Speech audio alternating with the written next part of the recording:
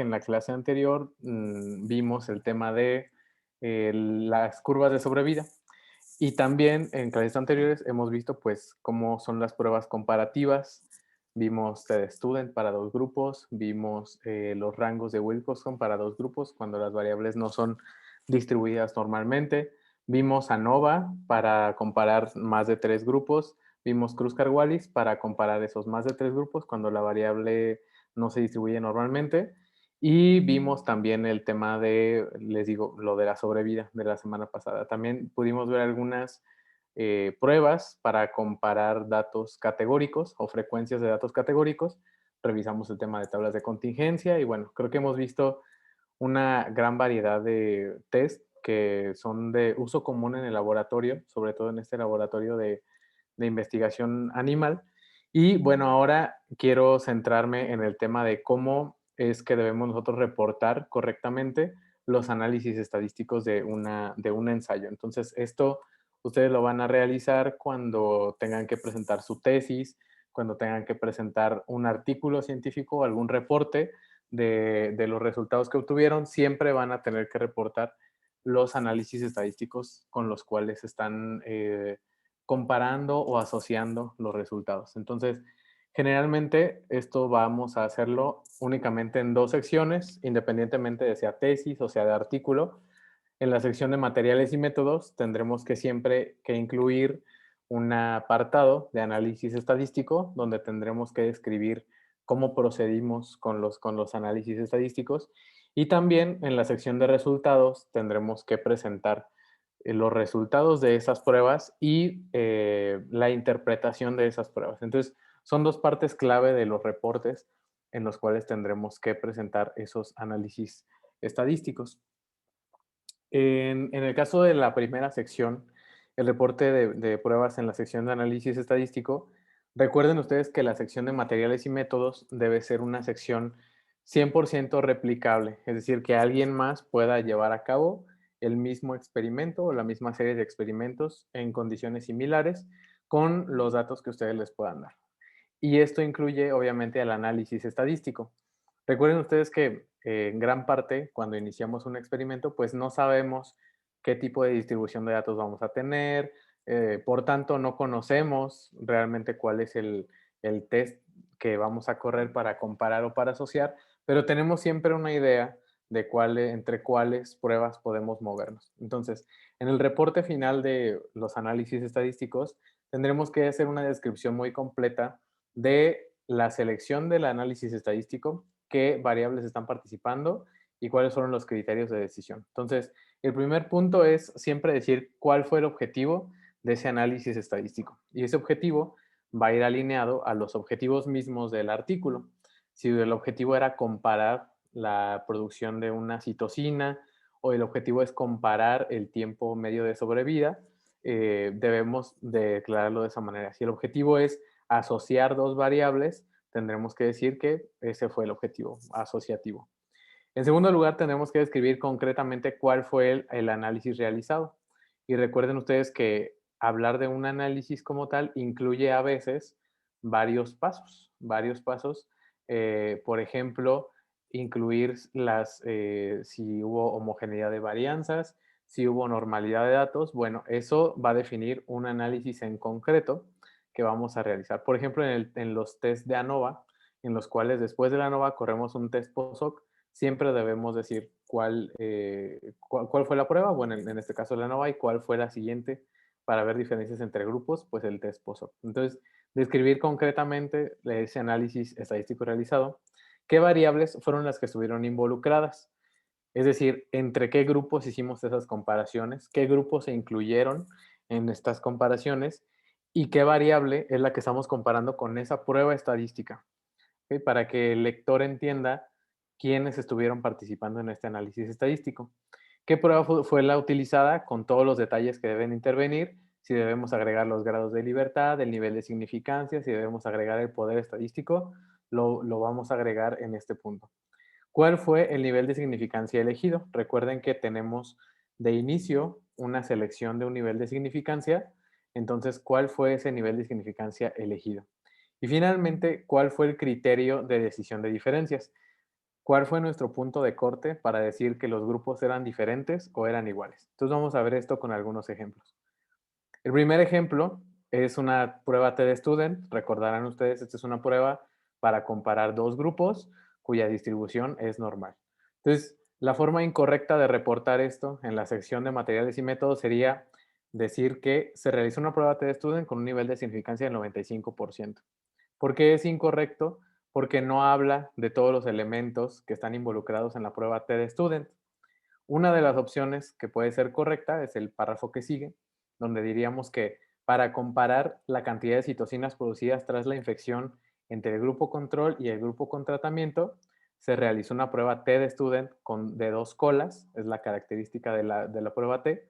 Los grupos entre los que la comparación fue P menor o igual a 0,05 fueron considerados diferentes. Entonces, fíjense que en el segundo párrafo estamos hablando de el objetivo, comparar la cantidad de citocinas producidas tras la infección. Ese es el objetivo. ¿Quiénes participan en esta comparación? El grupo control y el grupo con tratamiento. Entonces, en este caso tenemos estos dos grupos. Después viene cuál fue la prueba. Es prueba T, aquí no es Y, es T de student. Es una prueba T de student y además es una prueba T de student de dos colas. Recuerden ustedes que el test de dos colas es un test más exigente. Entonces, aquí está la prueba y las características de la prueba. Los grupos entre los cuales la comparación fue de P menor a 0,05 fueron considerados diferentes. Y en esta frase vienen dos puntos de los que puse anteriormente. En primer lugar, viene el nivel de significancia. Nosotros al comparar, al definir el p-valor de corte como el 0,05, estamos diciendo que el nivel de significancia fue del 95%. Y además estamos diciendo que aquellas comparaciones entre las cuales el p-valor fue efectivamente menor a 0,05 resultaron o se consideraron diferentes, de acuerdo a la prueba estadística. Entonces, fíjense ustedes que la segunda descripción ayuda a que si alguien quiere replicar nuestro estudio y también los análisis estadísticos, va a poderlo hacer porque sabe quiénes participan, qué prueba es la que se tiene que hacer, cuáles son los grupos de comparación y cuál es el criterio de diferencia. Vamos a ver otro ejemplo. El ejemplo de ANOVA, que en este caso es la versión no paramétrica del Kruskal-Wallis. Forma incorrecta de decirlo, se realizó una prueba Kruskal-Wallis con un nivel de significancia de 95%. Entonces, esa es una frase incompleta que no nos da todas las características. ¿Cómo podríamos decirlo más correctamente? Diríamos, para determinar si la mediana y el rango, porque recuerden que estamos hablando de un Kruskal-Wallis, quiere decir que los datos no se distribuyen normalmente, por lo tanto, debemos representarlos como mediana y rango. Entonces, para determinar si la mediana y el rango de la neumonía, que es la característica, eran distintos entre los grupos control, vacuna 1 y vacuna 2. Ahí están los tres grupos que están en el Kruskal-Wallis. Se efectuó un análisis de Kruskal-Wallis con un nivel de significancia alfa de 0,05 y 19 grados de libertad. Recuerden ustedes que en el ANOVA, una de las características a reportar son los grados de libertad. Y una prueba post-hoc de DON, que es la prueba para las variables que no se distribuyen normalmente, con alfa igual a 0,05. Aquí tenemos que agregar tanto el alfa del Kruskal-Wallis, que es la primera prueba, como el alfa de la prueba post-hoc, que es el test de DON que vimos anteriormente. Entonces, están los dos valores de alfa. Los p-valores fueron corregidos. Recuerden que en los test de ANOVA y de Kruskal-Wallis existe una corrección del valor de alfa. Los p-valores fueron corregidos con el ajuste de Bonferroni. Entonces, estamos hablando de la prueba completa de inicio a final. Primero Kruskal-Wallis, después la prueba post-hoc con el test de Don para las comparaciones múltiples con corrección de Bonferroni. Aquellos grupos entre los cuales P fue menor a 0,05 se consideraron diferentes. Entonces, como verán ustedes nuevamente, todos los elementos que se requieren para describir correctamente la prueba estadística, en este caso de Kruskal-Wallis, están en el segundo párrafo. Y el primer párrafo nos deja sin información importante sobre qué es lo que está incluido en este análisis estadístico y cuáles fueron los parámetros. Ahora, fíjense ustedes que en los dos ejemplos que les acabo de dar, la parte final es muy similar. Dice, aquellos grupos entre los cuales la comparación fue P menor o igual a 0,05 fueron considerados diferentes. ¿Por qué no dice que los grupos donde P menor a 0,05 son diferentes? Bueno, porque recuerden ustedes que el P valor es el resultado de un contraste de hipótesis. Y ese contraste de hipótesis nos va a probar si hay diferencia o hay igualdad. ¿Hay diferencia o no hay diferencia entre dos elementos? En este caso, dos grupos. Entonces, a nivel aplicativo, no es de interés hablar sobre el p-valor per se, sino como ese p-valor, pero como una característica entre dos grupos, los grupos que se están comparando. Por eso, aquí dice, aquellos grupos entre los cuales la comparación fue p menor a 0,05 se consideraron diferentes. Y también fíjense que aquí no se incluye ningún término asociado con esto de estadísticamente diferentes o estadísticamente significativos. Más adelante vamos a ver por qué no se utiliza así, por este mismo motivo de las comparaciones. Entonces, la estructura que debemos nosotros reportar en esta sección de materiales y métodos es casi siempre la misma. Empezamos diciendo cuál es el objetivo, ¿no? El objetivo es comparar o si hay diferencias o no hay diferencias. ¿Entre quiénes? Pues bueno, mencionamos a los grupos que están involucrados. Se hizo cuál prueba, la prueba que efectuamos con todos los detalles posibles que se puedan y cuál fue el nivel de significancia y el criterio de decisión. Eso es importante porque habla de que nosotros antes de efectuar nuestros análisis estadísticos ya tenemos visto cuál es ese punto de corte donde vamos a decir que hay diferencias o no. Ahora, recuerden ustedes que en la clase donde vimos cálculo del tamaño de la muestra, vimos que había algunos casos donde el tamaño de la muestra no se ajustaba para hacer una prueba con un nivel de significancia de 95%, sino del 90%. Entonces, el momento de declarar eso, por ejemplo, si el Kruskal-Wallis se hubiera hecho con un nivel de significancia de 90%, se haría dentro de este mismo párrafo. Y por tanto, el punto de corte del p-valor también va a ser diferente y justo debemos declararlo en este punto. Entonces, son los ejemplos que les traigo sobre análisis comparativos para enunciar correctamente los test estadísticos en la sección de materiales y métodos de una tesis o de un artículo que quieran publicar. Entonces, esa es la primera sección. La segunda sección donde tenemos que hablar sobre las pruebas estadísticas dentro de nuestra tesis o nuestro artículo de investigación es en la sección de resultados.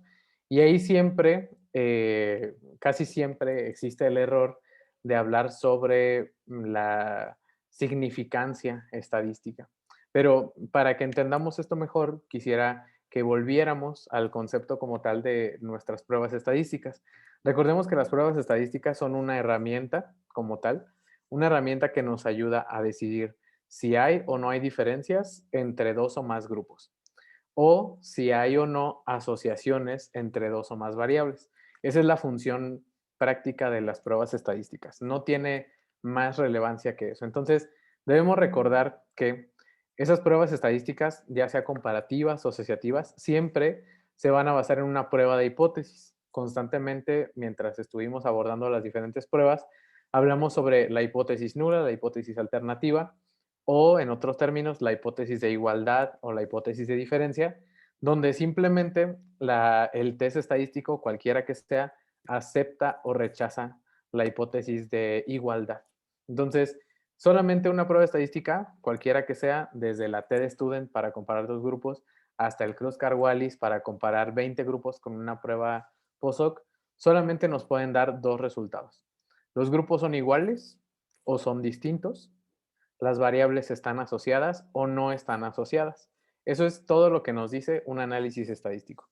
No nos habla sobre magnitudes de los efectos en un nivel básico, no nos habla sobre magnitudes de los efectos, ni tampoco nos habla de hacia dónde están las diferencias, es decir, si un grupo es mayor que otro. Simplemente nos habla sobre son iguales o son distintos bajo el criterio del p-valor o están asociados o no están asociados. Entonces, este punto es importante porque nos va a ayudar a entender cómo vamos a redactar los resultados de una prueba estadística en la sección de resultados.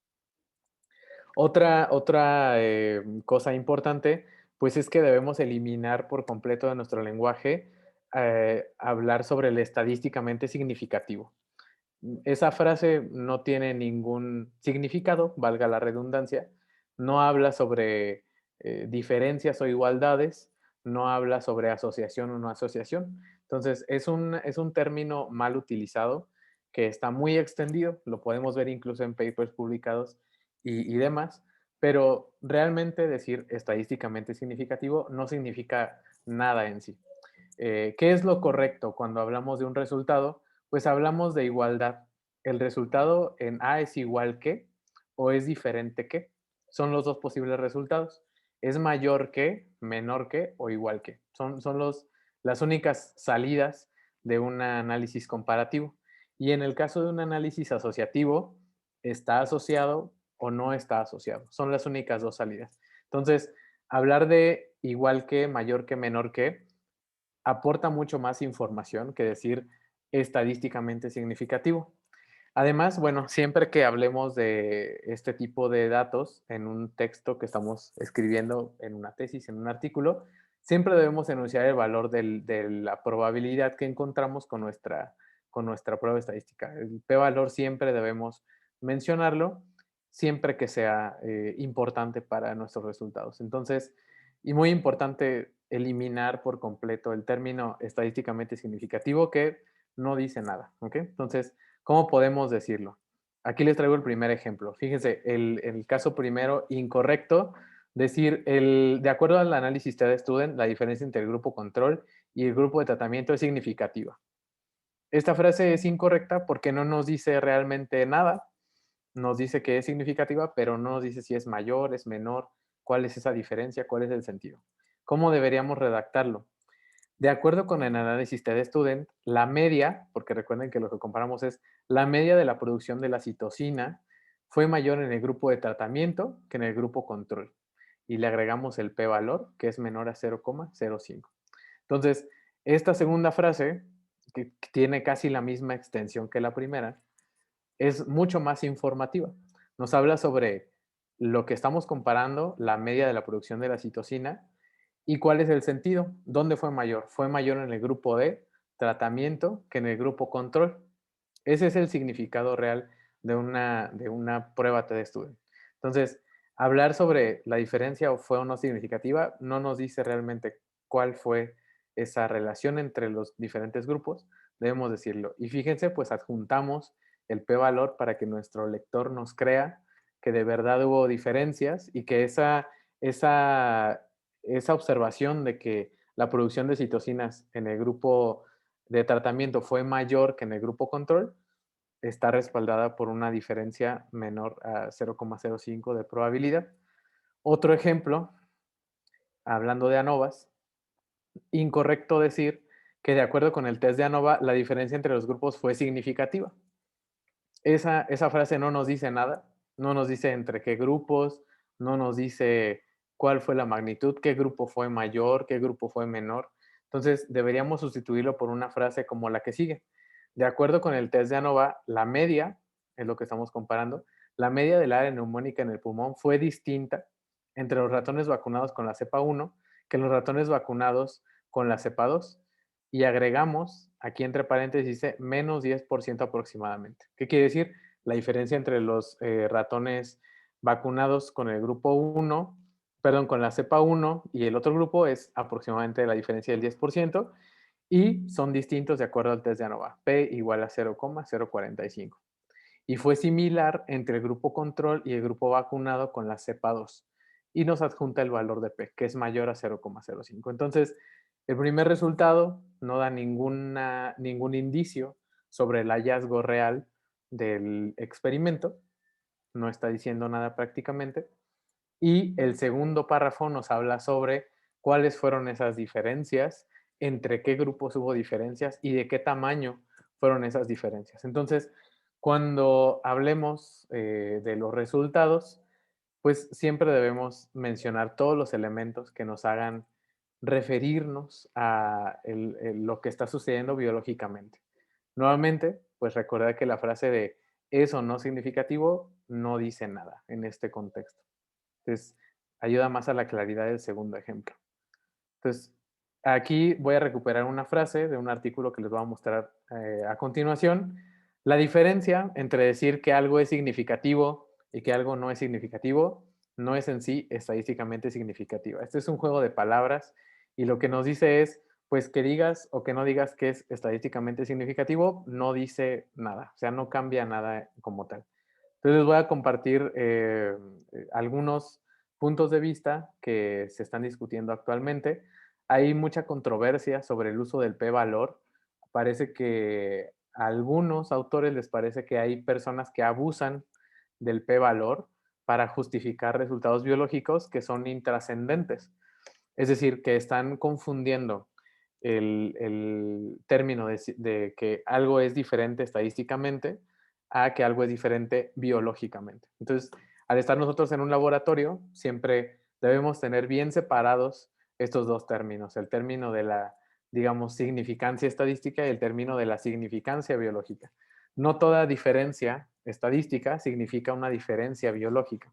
Entonces, algo de lo que se nos aclara y que también quiero que ustedes reciban es que un p-valor no significa que algo sea más plausible que algo que no tenga un p-valor que nosotros deseamos. No hay plausibilidad por un p-valor. Tampoco implica que un efecto esté presente o ausente, biológicamente hablando.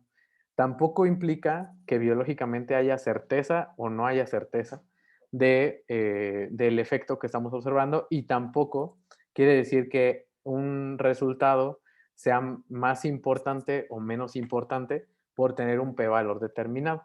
Entonces, el p-valor hay que desasociarlo de la plausibilidad, de la presencia, de la certeza o importancia de la asociación entre dos variables o del efecto de una variable. ¿Qué quiere decir esto? Que si nosotros estamos evaluando un tratamiento, por ejemplo, y no encontramos un p-valor menor a 0,05, eso no implica que el efecto del fármaco o del tratamiento que estamos probando esté ausente, no implica eso. Tampoco implica que el ensayo no sea plausible o que tenga errores, no implica eso. Tampoco implica que no tengamos certeza de lo que estamos observando y mucho menos implica que el hecho de que no haya P menor a 0,05 tampoco implica que ese valor sea menos importante que si sí lo hubiera tenido. Entonces, eso desconectarlo desde este momento es muy importante. Entonces, como dice en el párrafo siguiente, agregarle a un resultado esa etiqueta de significancia estadística no implica que esa asociación es real, es probable, es verdadera o es importante. O sea, no tiene nada que ver una cosa con la otra. Recuerden que el objetivo de los test estadísticos era determinar si había diferencia o igualdad. Por tanto, no tiene nada que ver con realidad, probabilidad, certeza o importancia. Por lo tanto, tampoco lo contrario, tener la etiqueta de que un resultado que lo etiquetamos como estadísticamente significativo, tampoco quiere decir que el efecto de la asociación es improbable, ausente, falsa o no importante. Entonces, tener o no tener un p-valor mayor o menor a 0,05 no implica nada en términos biológicos. Espero que eso les quede muy claro. ¿Por qué? Porque muchos investigadores suelen utilizar el p-valor como un criterio muy importante para determinar si un resultado es valioso o no es valioso. Recuerden que el p-valor es únicamente pues, una parte de todo el análisis y de todo el trabajo que se realiza experimentalmente. Y eso lleva a un sesgo de publicación. Entonces, muchos investigadores no quieren publicar datos o no quieren publicar experimentos en los cuales el p-valor que obtuvieron de la prueba estadística no fue menor a 0,05, es decir, donde no hubo diferencias como tal. Entonces, el hecho de juzgar nuestros datos o nuestros resultados con ese p-valor nos puede llevar a un sesgo de publicación porque muchas cosas se pueden quedar en el baúl y se pueden quedar ahí guardadas sin que nadie las vea y entonces alguien más va a repetir el experimento y otra vez. Entonces, ese sesgo de publicación es importante evitarlo hablando sobre el p-valor. También el sesgo de discusión.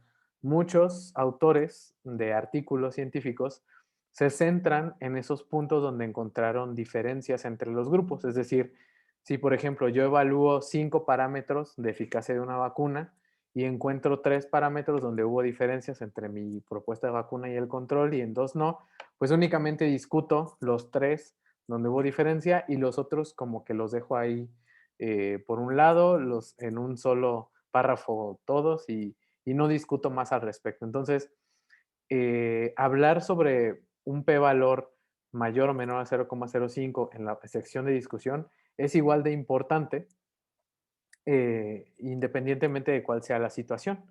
Entonces, evitar ese sesgo de discusión, evitar discutir solamente aquellos valores pues, que nos dieron menor a 0,05. Sabemos que es lo taquillero, que es lo que vende, que es lo que, digamos, nos va a ayudar a lo mejor a obtener la publicación de manera pronta, pero hay puntos donde igual no encontramos diferencias y seguramente tienen una razón plausible, una razón explicable en términos biológicos y que también debemos discutir. Entonces, no olvidar esos dos sesgos que debemos evitar cuando tenemos un p-valor enfrente.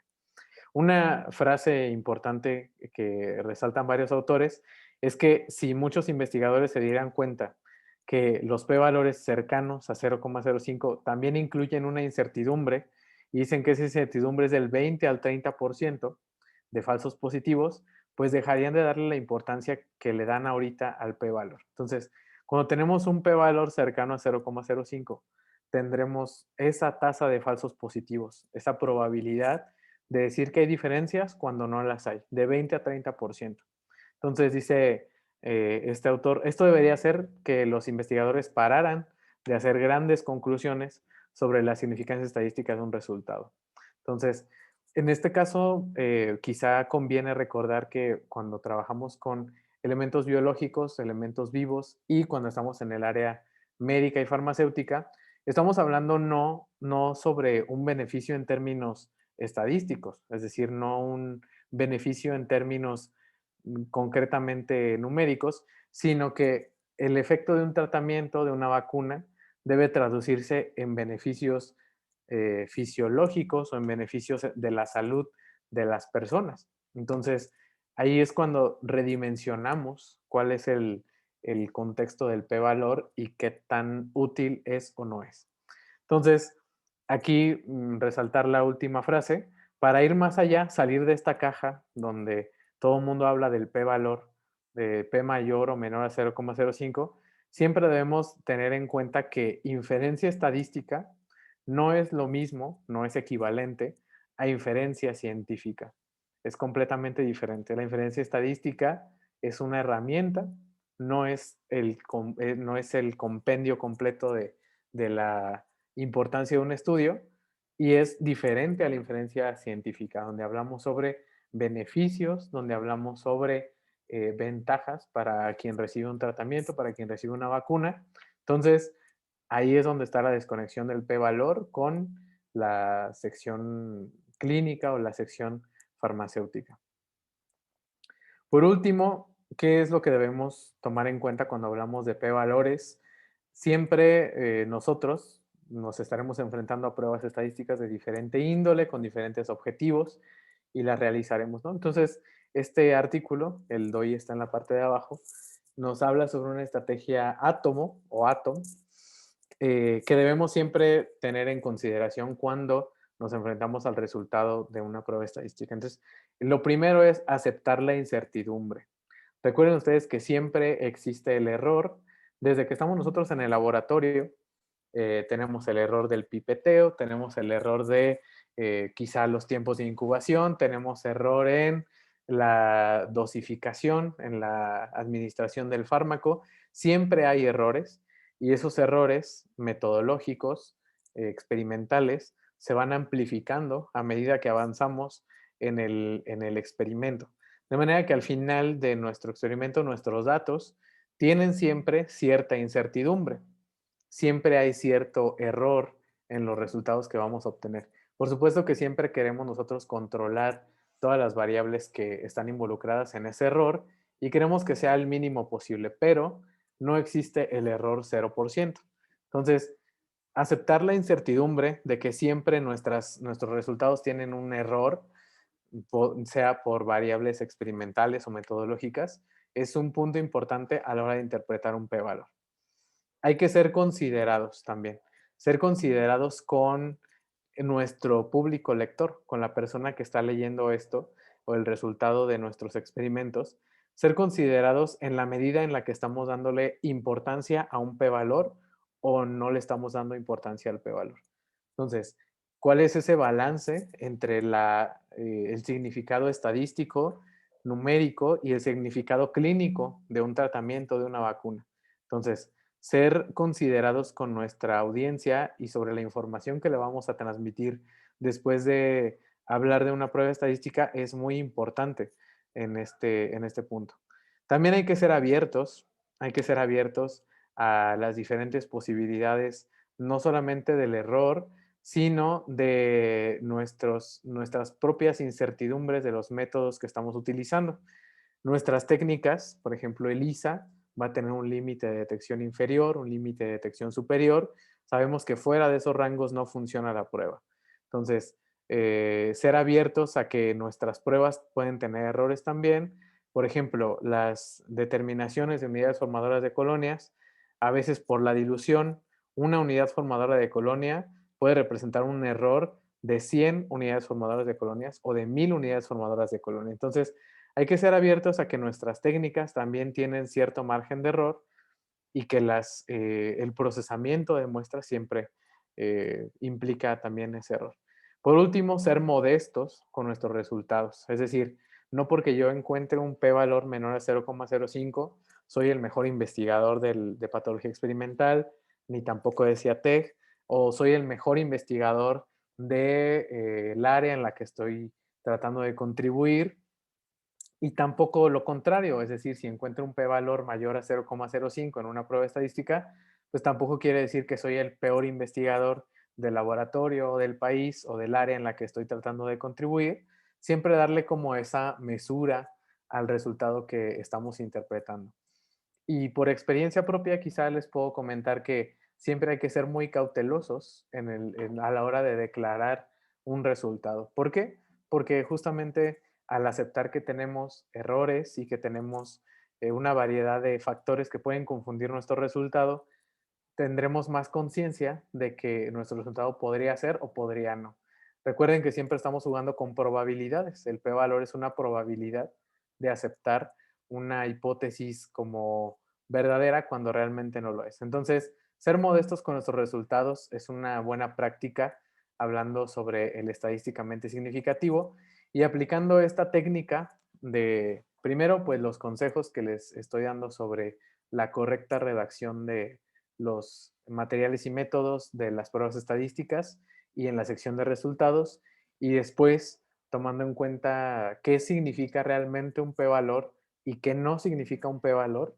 Con eso podemos tener conclusiones mucho más poderosas, mucho más concretas y con mucho mayor alcance del que tendríamos si únicamente hablamos de que algo es estadísticamente significativo o no lo es. Entonces, con esto prácticamente estaríamos cerrando este, este pequeño curso de mini curso de estadística con esta reflexión sobre el p-valor. Hay mucho material en internet, sobre todo en PubMed, sobre esta discusión tan álgida que hay sobre el p-valor. Actualmente incluso hay varias corrientes de investigadores que están sugiriendo ya no utilizar el p-valor, ya dejar de utilizar ese contraste de hipótesis, sino utilizar otra batería diferente de pruebas. Y hay varias propuestas que en este mismo artículo que les pongo aquí el doy, van a encontrar varias alternativas al p-valor que están surgiendo y que probablemente en unos años sean el sustituto de ese p-valor que nos causa ahora mismo tanto conflicto. Entonces, bueno, pues abro la sesión para preguntas sobre, ya sea sobre este tema o sobre el tema anterior que quedó por ahí pendiente. Entonces, los escucho para que me comenten.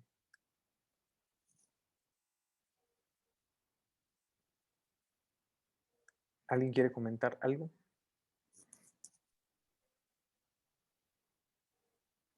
Chris, entonces tú estás a favor de usar el p-valor.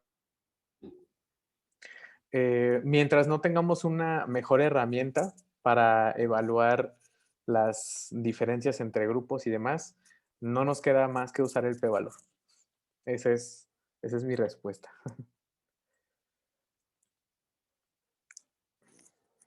Utilicémoslo responsablemente, mientras no exista una mejor opción más aceptada por toda la comunidad. ¿Alguien más quiere hacer una pregunta? No, parece que no. Bueno, pues si no hay preguntas respecto a este tema y respecto al anterior, me gustaría escucharlos ahora sobre la experiencia de estas 6 clases. Me gustaría escuchar cuál fue su experiencia respecto a qué es si cubrimos las expectativas de lo que esperaban aprender, si les queda algo más claro, si les queda algo menos claro, también se vale. Y si alguna cosa cambiarían sobre el curso, me gustaría escucharlos. Entonces, ahora lo voy a hacer uno por uno, así es que le toca a Ari Méndez hablarnos sobre su experiencia en el curso. Hola, Cris. Hola, Ari. Pues muy bien, la verdad te agradezco mucho pues el tiempo y el esfuerzo que tomaste en dar este curso. Yo te veía en el laboratorio y siempre te decía, ay, muchas gracias, de verdad me están sirviendo mucho las clases, porque pues yo apenas estoy empezando Sí, a escribir pues mi tesis de licenciatura, pero la verdad es que yo te comentaba, o sea, hay cosas que había puesto en mi trabajo que la verdad no entendía, que yo veía en artículos y pues las copiaba. Y pues con estas clases he aprendido o he visto por qué tal método, por qué esta prueba, por qué la otra, por qué puse esto, me di cuenta que estaba mal en algunas. Entonces, pues muchísimas gracias, de verdad me han servido mucho estas sesiones. Algunas veces no podía estar en clase, pero pues siempre veía los videos y te agradezco muchísimo todo el tiempo. muy bien, Ari. Qué bueno que te haya servido y ese era el objetivo, justo que a veces nos fusilamos las técnicas estadísticas de un paper, de una tesis, y no sabemos si son las adecuadas para nuestros métodos. Entonces, me gusta esa reflexión que haces. Muchas gracias, Ari. Sí, gracias a ti, Este, Cris. a la maestra Ilse, ¿qué nos puede platicar? Hola, Cris, hola a todos. Hola. Este, no, pues, ¿qué te digo? Gracias primero por hacer posible lo del curso, porque todos pues pedimos esto y al final, pues, tú amablemente, este, accediste a compartirnos todo tu conocimiento en la estadística. Y pues nada, te puedo decir que me sirvió mucho, más en estos momentos donde estoy en el proceso de la tesis y más que nada como asimilar conceptos que ya traía como, pero que no tenía como bien fundamentados en el sentido de que pues sí sabía, no, pues esta prueba es para tal cosa y así, pero no, ya como que aplicarlo es lo que a mí me costaba trabajo. Y entonces como que ya entenderlo bien para saber como cuándo usar, cuándo no, es como, no sé, o sea, más fácil y pues te agradezco mucho por eso, Cris. Gracias, Ilse. La de la idea del curso fuiste tú. Entonces, ya yo me aventé y afortunadamente varias personas quisieron tomarlo. Entonces, me da mucho gusto que te haya servido. Iris, no sé, quisieras comentar algo, ¿con qué te quedas del curso? Pues a mí sí me agradó mucho también porque creo que ya te había comentado que prácticamente yo solo usaba Prisma y como monito solamente aquí y acá, si es significante me sirve, ¿no? No me sirve. Ujú, Entonces creo que sí, tu curso pues, sí me sirvió como para entender qué es lo que intentaba hacer porque ni siquiera lo hacía. ujú. Desde retirar los, ¿cómo se llaman? Grubs, Sí, ¿sí? los Hasta outliers. ándale, eso, Ajá. los outliers, se me olvida el nombre. Sí, desde ahí como que ya vi que yo hacía cosas mal. Ujú. Entonces sí, tu curso realmente me está sirviendo como para corregir todo ese tipo de cosas. Incluso aquí, como mencionas en la clase de hoy, yo antes me entristecía porque decía que no tenía resultados significantes. Entonces, pues ya veo que no era tan malo. Exactamente, muy bien, qué bueno que te quedes con eso y siempre me gusta cerrar el curso de estadística con este punto porque siempre existe ese pequeño momento de frustración donde, ay, es que me salió P mayor a 0,05, entonces ya no vale mi tesis, entonces no es el caso, ¿ok? Gracias, Iris. Leonardo, ¿con qué te quedas de este curso? No, pues primero, muchas gracias por el curso.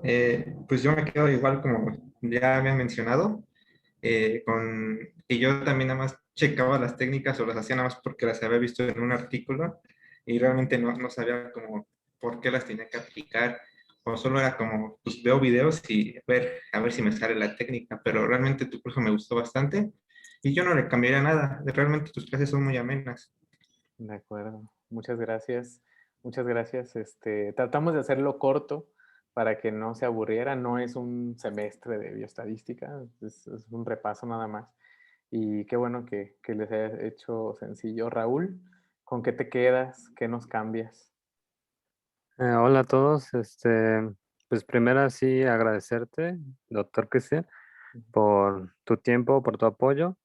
Y bueno, ahorita retomando lo de la clase, me gustó esta reflexión que hiciste del p-valor, porque justamente ya lo estaba tomando en cuenta y ahorita que tú lo mencionas, pues me da gusto escucharlo. Lo de que tal vez no encontramos significancia estadística, sin embargo, siempre hay que tener en cuenta la importancia biológica, que ahí es donde realmente nos aportan nuestros resultados. También tal vez algo que me gustaría que agregaras, tal vez, si lo das más adelante, es un poco lo de las escalas, ¿no? En las gráficas, Oh, como sí, cuándo usar la escala logarítmica. eh, claro. Ujú, también el poder de 10, ¿qué otro sería? Cuando ocupamos medias y rangos, perdón, medianas y rangos, cuando ocupamos promedios y ¿Desviaciones? ajá, desviaciones estándar o intervalos de confianza, Claro. etcétera. Creo que esa parte también sería buena que la agregaras tal vez posteriormente si te animas a darlo de nuevo. Sí, quizá estamos planeando un curso específico de Prisma. Ujú, Entonces, quizá ahí se dé la oportunidad de hablar de escalas, de hablar de ese tipo de cuestiones. Me parece muy prudente sí. esa adición. Muchas gracias, Raúl. No, ¿de qué? Y bueno, ya nada más como último, pues sí, me quedé un poquito más con ganas de ser, ya le había comentado, doctor, de la nova de 2 vías, pero ya Oh, esa es sí. otra cosa. Sí, el ANOVA de 2 vías no lo tratamos porque es un diseño menos común en el Ujú. laboratorio animal por las características, lo que implica una ANOVA de 2 vías. Pero sí podemos incluirlo también en el futuro. Muchas gracias, Raúl. Sí, ¿de qué gracias a usted, doctor? Y bueno, pues por esta ocasión nos acompañó el doctor Luis Antonio Suárez de la universidad, no es cierto, de CIATEC. Entonces, pues no sé si quiera compartirnos algo, doctor Luis, sobre este tema de estadística, sobre estos análisis. Hola, ¿qué tal? Gracias Cristian. Buenas tardes a todos. Mira, la verdad es que a mí me gusta mucho la forma en la que explicas las cosas, porque pues a mí, yo sí he tomado cursos de estadística, más de un curso de estadística en mi vida, y la verdad es que no entiendo por qué las personas no lo explican así de claro. Porque, te digo, con base en la experiencia que he tenido, nunca me queda tan claro cómo, qué prueba utilizar o con base en qué selecciono la prueba que voy a utilizar. E inclusive nos acostumbran a usar ANOVA, ¿no? Entonces, a nosotros nos ha pasado que para todo, no, pues usa ANOVA, usa ANOVA, usa ANOVA. Pero inclusive ni siquiera las personas que nos asesoran saben usar el ANOVA ni tampoco lo saben interpretar. Entonces, pues venimos arrastrando toda esta cadena de información mal utilizada y mal interpretada. y que pues más o menos queremos como salvar la información que tenemos. Y a mí me gusta mucho la forma en la que presentas la información porque es muy resumida y me ha quedado muy clara. La verdad, te felicito por eso. Mis respetos, felicitaciones. E igual yo me encantaría tomar o revisar pues cuando des otros cursos porque me han quedado claras muchas cosas que hasta el momento no tenía o no había sentado, pues. Gracias, gracias por invitarme. Muchas gracias, doctor. Y bueno, pues siendo las 17:51, damos por finalizado este pequeño curso de estadística que el objetivo fue repasar. Recuerden ustedes que hay una lista de reproducción en YouTube donde están las 5 sesiones anteriores y voy a subir esta que estamos grabando ahorita para que ustedes en cualquier momento puedan consultar la información. Voy a tratar de ponerle como títulos donde puedan identificar dónde hay que prueba. Y recuerden que esa lista es exclusiva para ustedes que estuvieron tomando este curso. Está como privada, entonces van a poder ustedes revivir el curso tantas veces como puedan, como quieran, perdón, hacerlo. Y pues nada, agradecerles muchísimo su atención, su presencia, su constancia, porque muchas personas igual no están ahorita, pero van a ver la grabación. Entonces, agradecerle a todos ustedes la oportunidad, ¿no? Y la confianza de que me hayan dejado compartirles algo de lo que he aprendido, porque realmente no crean ustedes que yo salí de la licenciatura sabiendo todo esto, así es que esto lo he ido aprendiendo a lo largo del tiempo y me gusta compartirlo. Entonces, les agradezco mucho y pues que tengan un feliz resto de día. Igualmente, doctor, gracias. Cuídense mucho. Hasta luego. Hasta luego a todos. Gracias, buena tarde. Bye. Gracias, bye.